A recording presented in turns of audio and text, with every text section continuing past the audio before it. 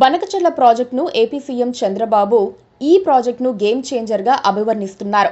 కానీ ఏపీలో వ్యతిరేకత వ్యక్తమవుతోంది. ఆ ప్రాజెక్టుపై ఏపీలో ఇతర పార్టీల రాజకీయ నేతలు వ్యతిరేకత చూపిస్తున్నారు. దానివల్ల ఉపయోగం ఉండదని అంటున్నారు. వైసీపీ అధినేత జగన్మోహన్ రెడ్డి కూడా వ్యతిరేకిస్తున్నారు. ఎగువ రాష్ట్రాలు ప్రాజెక్టులు కడుతున్నాయి కాబట్టి ఇక వరద కిందకు రాదు కాబట్టి ప్రాజెక్టు కట్టడం దండగా అని స్పష్టం చేశారు. కాంగ్రెస్ పార్టీ ఏపీ అధ్యక్షురాలు షర్మిల అదే వాదన వినిపిస్తున్నారు. బనకచెర్ల కోసం పోలవరానికి బొక్క పెడుతున్నారని అంటున్నారు. మెగా కృష్ణారెడ్డికి మాత్రమే ఉపయోగపడుతుందని, అవినీతి కోసమే బనకచెర్ల అంటున్నారు. కమ్యూనిస్టులు అదే అంటున్నారు. అంతకు ముందే రిటైర్డ్ ఐపీఎస్ అధికారి ఏబీవీ వెంకటేశ్వరరావు ఓ ఫోరం పెట్టుకుని మొదట బనకచెర్లకు వ్యతిరేకంగా మాట్లాడటం ప్రారంభించారు. ఆ ప్రాజెక్టు వల్ల ఆర్థిక భారం తప్ప రాయలసీమకు కూడా ఉపయోగం ఉండదని ఇంటలెక్చువల్స్తో మీటింగ్ పెట్టి విశ్లేషించారు. అదే సమయంలో బనకచెర్లను నిర్మించటం వల్ల కృష్ణానదిలో నీటి వాటాను కోల్పోయే ప్రమాదం ఉందన్నారు.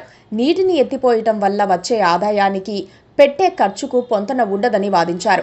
మెల్లగా ఆయన వాదనకు ఏపీలో మద్దతు పెరుగుతోంది.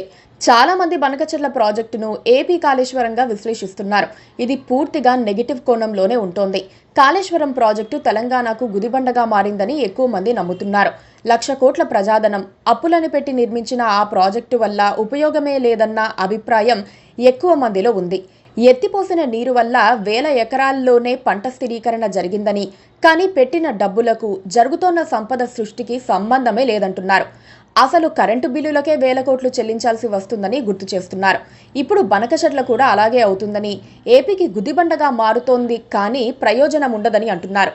అయితే ఏపీ ప్రభుత్వం బనకచెర్ల విషయంలో చాలా స్పష్టతతో ఉంది. రాయలసీమకు నీరు సరిపోయేలా అందించగలగాలంటే ఇదొక్కటే మార్గం అనుకుంటోంది. కృష్ణాలో నీటి కొరత ఏర్పడుతున్నందున గోదావరిని వినియోగించుకోవటం మార్గమని భావిస్తోంది.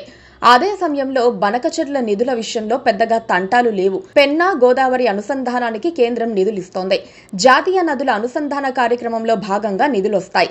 ప్రభుత్వం రూపాయి కూడా ఖర్చు పెట్టకుండా ప్రాజెక్టు చేపట్టే ఆలోచన చేస్తోంది. అందుకే భారం కాబోదని అంటోంది. అయితే ఇలాంటి ప్రాజెక్టులు పట్టాలెక్కడానికి ఎన్నో ఆటంకాలు వస్తాయి. వాటిని అధిగమించటం అంత తేలిక కాదు. మరి చంద్రబాబు సైలెంట్గా పక్కకు పెట్టేస్తారా, లేకపోతే పట్టుదలగా ముందుకు పోయి విమర్శలకు గురవుతారా అన్నది వేచి చూడాల్సి ఉంది. Please subscribe to KTV Telugu. KTV Telugu. KTV Telugu. KTV Telugu channel.